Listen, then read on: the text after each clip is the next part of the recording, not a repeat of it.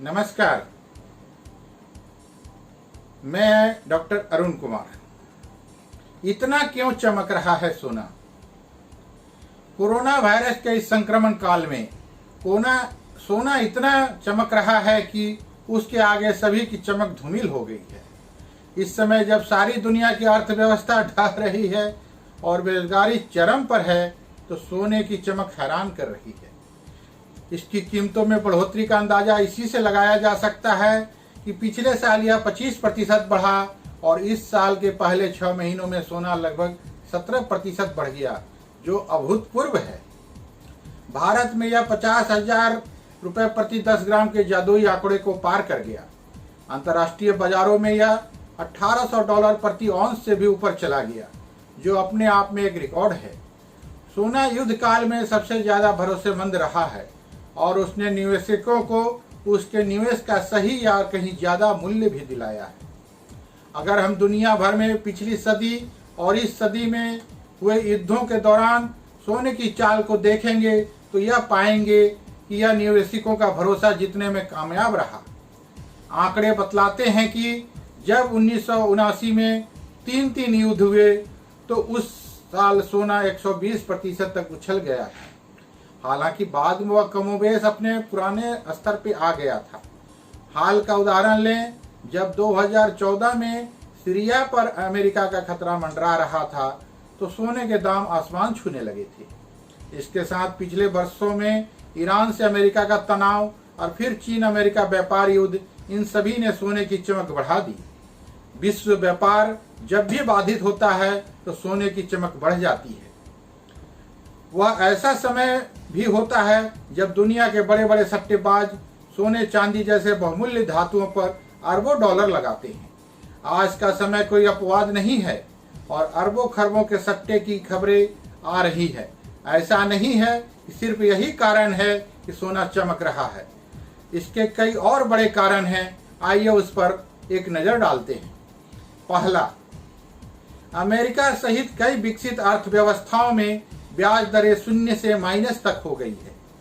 जमाकर्ताओं की रुचि अब बैंकों में नहीं रही और इसलिए वहां के निवेशक सोना खरीद रहे हैं ताकि सही रिटर्न मिल सके। भारत में भी अब एफडी पर ब्याज दरें 6% तक जा चुकी है, जो किसी समय 11% तक थी। निवेशकों को पैसा लगाने के लिए सोना एक आकर्षक विकल्प के रूप में दिख रहा है। सच यह भी है कि सोने ने अपना निवेशकों को कभी निराश नहीं किया है। दूसरा, संकट काल में सोने ने हमेशा चमक दिखाई है। उसकी सबसे बड़ी विशेषता यह रही है कि उसके साथ निवेश के अन्य माध्यमों की तरह कोई जोखिम नहीं है। उसकी कीमतें संकट काल में बढ़ती ही है। यह जोखिम विहीन निवेश है, जिसमें खरीदारों को हमेशा हौसला और समर्थन दिया है। चाहे युद्ध हो या प्राकृतिक आपदा, सोना हमेशा ही मनुष्य के काम आया है। इसकी ऊंची कीमत और छोटा आकार इसे ऐसे वक्त के लिए सबसे उपयुक्त बना देता है। तीसरा, आर्थिक मंदी का डर लोगों में समा गया है। सारी दुनिया की अर्थव्यवस्था लड़खड़ा रही है और कोरोना संक्रमण के कम होने के बाद भी उन्हें खड़े होने में बरसों लगेंगे, यानी मंदी का एक लंबा दौर। ऐसे में अपने पैसे का रिटर्न कहां से लाएंगे लोग? माध्यम और साधन कम हैं। अनिश्चितता के इस दौर में सोना सबसे अच्छा विकल्प जान पड़ता है। यह जरूरत पड़ने पर तुरंत बिक सकता है और दुनिया के किसी भी देश में बेचा जा सकता है। यह सही मायनों में एक संकट मोचक है।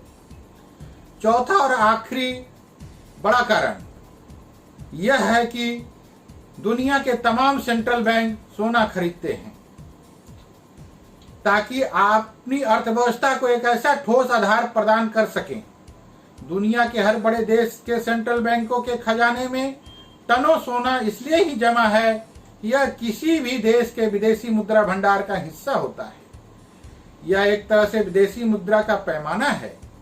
जरूरत पड़ने पर इसे बेचा या गिरवी रखा जाता है, जैसा कि भारत 1990 में किया था।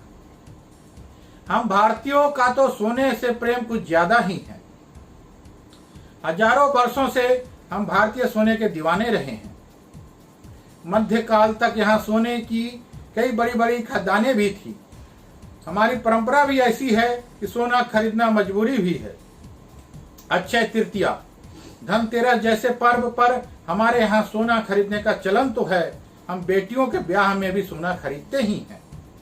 महिलाएं अपनी सुंदरता में चार चांद लगाने के लिए स्वर्णाभूषण खरीदती ही है, यानी सोना खरीदने की पूरी वजहें हैं। इतना ही नहीं, भविष्य में आने वाले बुरे वक्त के लिए भी सोना खरीदना अच्छा माना जाता है। भारत दुनिया का दूसरा सबसे बड़ा सोना आयातक देश बना हुआ है। कई वर्षों तक यह दुनिया का सबसे बड़ा आयातक देश रहा, लेकिन अब चीन उससे आगे निकल गया है। अब सोने के दाम घरेलू बाजार में इतने बढ़ गए हैं कि खरीदारी पर भारी असर पड़ा है और सर्राफा बाजार सोने हो गए हैं। भारत में सोने पर 13.5% का टैक्स होने से दुनिया के अन्य देशों में यहाँ सोना और उसके गहने कहीं ज्यादा महंगे हो गए हैं। स्वर्णकार नया माल खरीदने से परहेज कर रहे हैं और पुराने से ही काम चला रहे हैं। इस समय आम लोगों ने वैसे ही अपने हाथ रोक दिए हैं और खर्च में कटौती कर रहे हैं। इसका सबसे ज्यादा असर सोने पर पड़ा है। इसके अलावा इसके बड़े पैमाने पर तरक्की का रास्ता भी खुल गया है। देशी और अंतर्राष्ट्रीय कीमतों में इतना फर्क है कि तस्करी करने वाले के लिए कमाई का बड़ा जरिया बन गया है। सोने की कीमत और बढ़ेगी क्या? यह सवाल विशेषज्ञों के मन में मथ रहा है। फिलहाल तो जवाब सीधा सा है कि जब तक कोरोना वायरस का प्रभावी दवाएं ना निकल जाए या प्रमाणित वैक्सीन प्रयोग में ना आए, तब तक सोना नीचे नहीं आएगा। बेशक और ज्यादा ऊपर ना जाए। अभी तो अनिश्चितता के इस दौर में हम इसकी चमक से चकाचौंध होते ही रहेंगे। धन्यवाद। आपका अपना डॉक्टर अरुण कुमार। नमस्कार। रक्तदान करना क्यों जरूरी है? आइए जानते हैं रक्तदान करने के फायदे। हर वर्ष 14 जून को विश्व रक्तदाता दिवस मनाया जाता है। 2004 से वर्ल्ड हेल्थ ऑर्गेनाइजेशन ने इस दिन विश्व रक्तदाता दिवस मनाने की शुरुआत की थी। तब से हर वर्ष इस दिन को विश्व रक्तदाता दिवस के रूप में मनाया जाता है। इस दिन ब्लड ग्रुप के बारे में दुनिया को जानकारी देने वाले मशहूर साइंटिस्ट कार्ल लैंडस्टर का जन्म भी हुआ था। रक्तदान को महादान कहा जाता है। इस दिन को मनाने का कारण यही है कि लोगों को रक्तदान के प्रति जागरूक किया जाए। कई विशेषज्ञ रक्तदान करने को जरूरी बताते हैं। रक्तदान करने से कई तरह के फायदे होते हैं। रक्तदान क्यों जरूरी? रक्तदान करना बहुत जरूरी होता है। रक्तदान करने से ब्लड बैंकों में ब्लड उपलब्ध हो रहेगा। जरूरत पड़ने पर ब्लड बैंक में रखे हुए ब्लड का उपयोग किया जा सकता है। रक्तदान करने से हम किसी व्यक्ति का जीवन तो बचा ही सकते हैं, साथ ही रक्तदान करना हमारे शरीर के लिए भी बहुत फायदेमंद होता है। आइए जानते हैं रक्तदान के फायदे। शरीर में आयरन की मात्रा ठीक रहती है। रक्तदान करने से शरीर में आयरन की मात्रा बनी रहती है। हर स्वस्थ व्यक्ति को रक्तदान करना चाहिए। अगर आप स्वस्थ हैं तो आपके रक्तदान करने से फायदा होगा, नुकसान नहीं। दिल के लिए फायदेमंद। रक्तदान करना दिल के लिए भी फायदेमंद होता है। कई शोधों से यह पता किया गया है और दावा किया गया है कि रक्तदान करने से हार्ट संबंधित समस्याएं दूर हो जाती हैं। कैंसर जैसी बीमारियों का खतरा कम हो जाता है।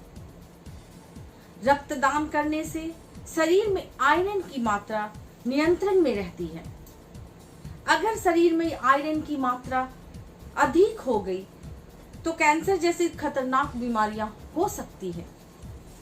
नियमित रूप से रक्तदान करने से कैंसर जैसी बीमारियों का खतरा टल जा सकता है। वजन कम होता है। रक्तदान करने से वजन में भी कमी होती है, परंतु नियमित अंतराल में ही रक्तदान करना चाहिए। डॉक्टरों के अनुसार स्वस्थ व्यक्ति को हर 3 महीने में रक्तदान करना चाहिए। मानसिक तनाव दूर होता है। रक्तदान करने से मानसिक तनाव दूर होता है। आप सोच रहे होंगे ये कैसे? हम आपको इसका उदाहरण बताते हैं। अगर आप रक्तदान करेंगे तो उस रक्त से कई लोगों को नया जीवन मिलेगा। किसी की मदद करने से आपको खुशी होगी। खुश रहने से मानसिक तनाव दूर रहता है। इम्यून सिस्टम मजबूत होता है। एक शोध में इस बात का दावा किया गया है कि हर 3 महीने में रक्तदान करने से इम्यून सिस्टम मजबूत होता है। अगर आपका इम्यून सिस्टम मजबूत होगा तो आप कई बीमारियों से कोसों दूर रहेंगे। मैं ललिता कुमारी, धन्यवाद।